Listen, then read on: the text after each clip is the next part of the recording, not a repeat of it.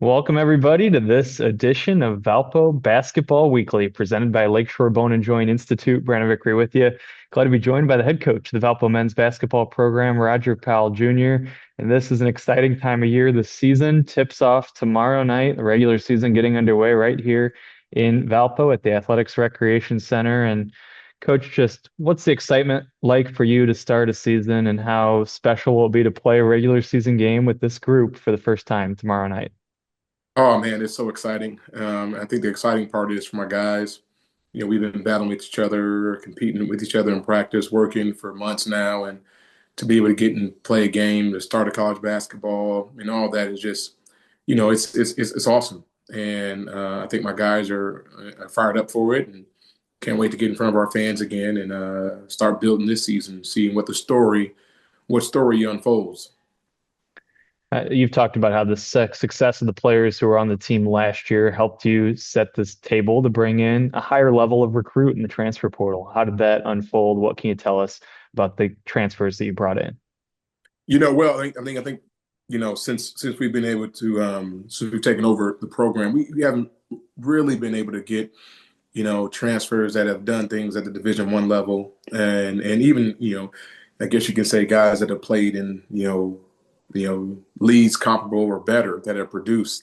And this is the first year that we were able to do that. With O&Ds from Texas Corpus Christi, who played in the NCAA tournament and won championships there, and averaged 10 points a game, and had some big games, against Power Five schools, and then a kid like Isaiah Barnes, transferred from Michigan with the Tulsa, was right around 10 points too, and had big games against some high level teams. That was huge for us, and both those guys have size on the wings that was something that we've struggled with in the past. So I believe just the success we had last year as the program was kind of building, and I think these guys see, or they saw, the development that took place with some of the guys that we had. So that was a huge help for us.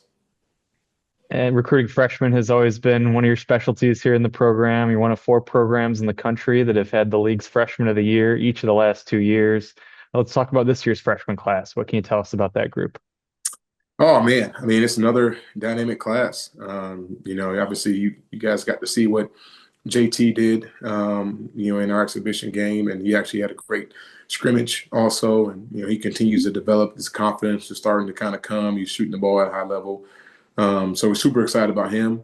But then other guys like Sadir. Sadir is somebody that I think was under the radar, but he's a talented freshman, has great size, great length, can really defend. Carter, Carter Apoy from New Zealand, great length, great size, can defend, can score, versatile. Rakim Cheney, another kid from a prep school that we took, and I think he's going to have a pivotal role on our team, and then even the big fella, Kobe Walker. He's someone that's developing, but his size and he's worked hard this summer. So, man, we have some dynamic freshmen, and I think you're going to see these guys, make plays this season, and obviously continue to grow as the year goes on. Talk about Justice McNair, the returning scholarship player in your program. What led him to want to come back and to be a part of this year's team? And what type of role does he play in terms of teaching the new guys about your culture? It was super. It was a blessing that he decided to stick with us, and being from Joliet, I think some of the relationship things that I had with him, kind of helped with some of the loyalty. But he's worked hard this summer. He's improved, and usually kids make a huge jump from freshman to sophomore year, and and just his maturity as a basketball player, just the way he talks and communicates, and his willingness to be coached is something that has been a joy, and I'm excited. I'm excited for him to, step up, have his role increase a bit, and make some have some big time games for us, and hopefully more consistent this season because he had some scoring outbursts last year that basically won games for us. Hopefully we can kind of get him to be consistent, and that just comes with experience. You also welcomed two new members to the coaching staff, and Jesse McClung, and a familiar name for Valpo fans, and Levante Doherty. Why were those two people you wanted to bring into the program, and what kind of impact have they made so far? Well, Jesse, I mean, Jesse had a ton of success at St. Mary's of the Woods, and he's been a long-time assistant. He's coaching some really good NAIA programs, and has been around winning. And that was something that I definitely wanted to add. And he's a really good coach. Obviously, we got to see it. We played against him twice in exhibition games the prior years, and he's brought some players in. I think recruiting is a big thing for us, and I needed guys on the staff that can help recruit.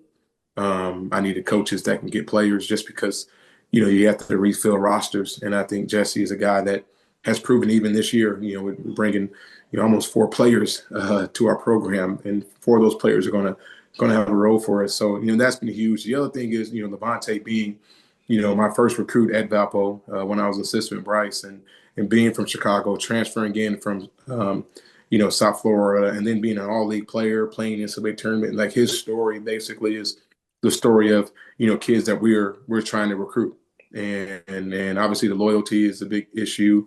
I watch him mature, I watch him grow, and I think he's going to be able to really relate to the guys. So he's been a huge addition. I mean, he helped us with Barnes. He had a relationship with Isaiah Barnes, and we've gotten some recruits here recently that he's been able to secure for us. So I think both those guys have great personality, have great work ethic. They both played college basketball, but they're going to really be able to help assist in recruiting our recruiting efforts, because right now, that's very important for our program going forward.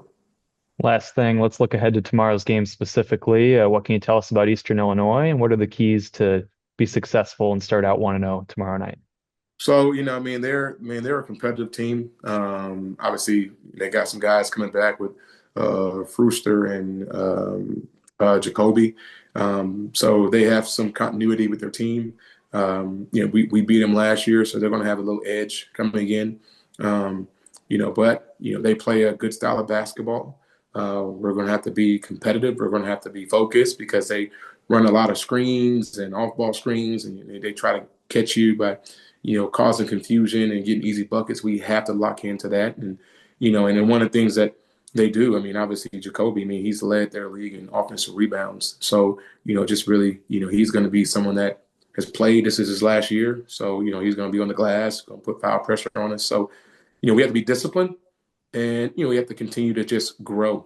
And this is a great test for us early, to see if some of the young players and the transfers and our junior college players can kind of gel and put it all together in a game against another, mid-major Division I team. There he is, the head coach of the Valpo men's basketball program, Roger Powell. It is opening night tomorrow night. Tickets available on tickets.valpoathletics.com. Hope you'll come out and check out the new edition of the Valparaiso Beacons as they open the season against Eastern Illinois. And we'll talk to you again next week on Valpo Basketball Weekly, presented by Lakeshore Bone and Joint Institute.